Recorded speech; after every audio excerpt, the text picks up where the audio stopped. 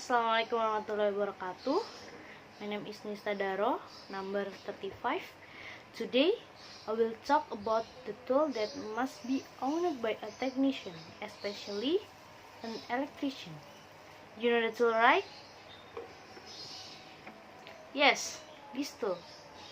This tool that I will discuss in this video.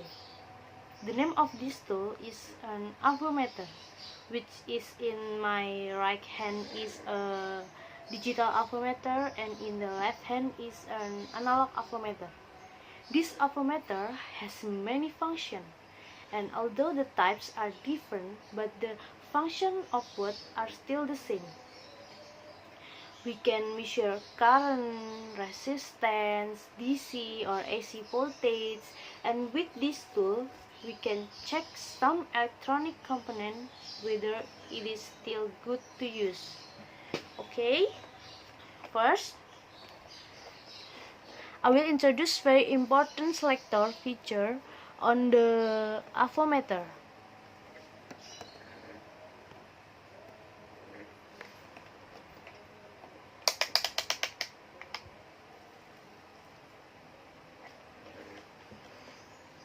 This is a DC voltage selector. When we want to measure DC voltage, we have to use this selector. And in this DC selector, there is a widen range of 10 until 1000. And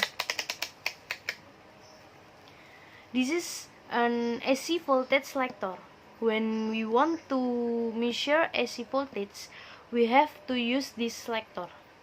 And as AC selector also has a range.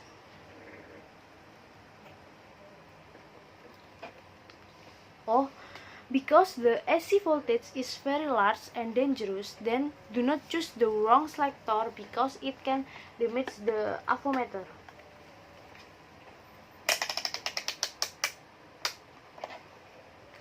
And this is the current selector. If we want to measure the current, we have to use this selector. And the last,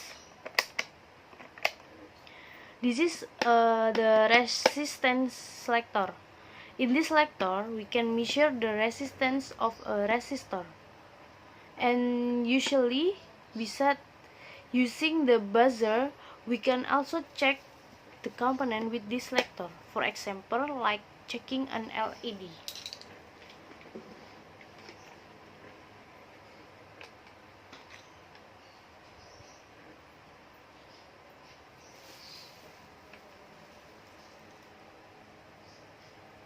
Like this.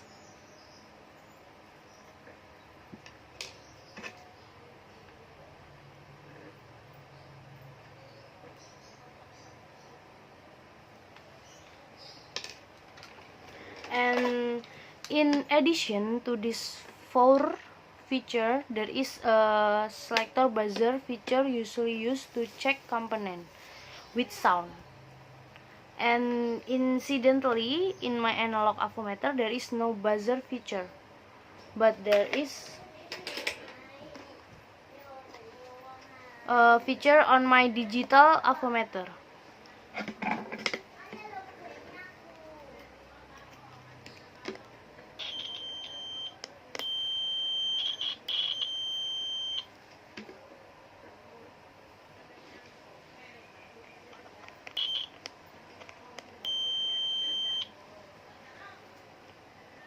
And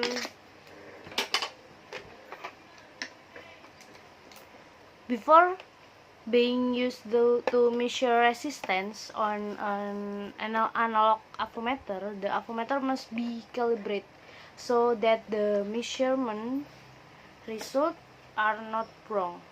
How to calibrate it? Like this.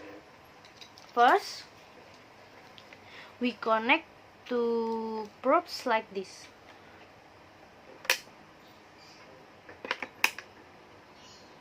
Like this. Then look at the measure unit, whether the needle show exactly at 0 or not. If it does not show at 0 like this, then do a calibration by turning the knob until the needle show 0.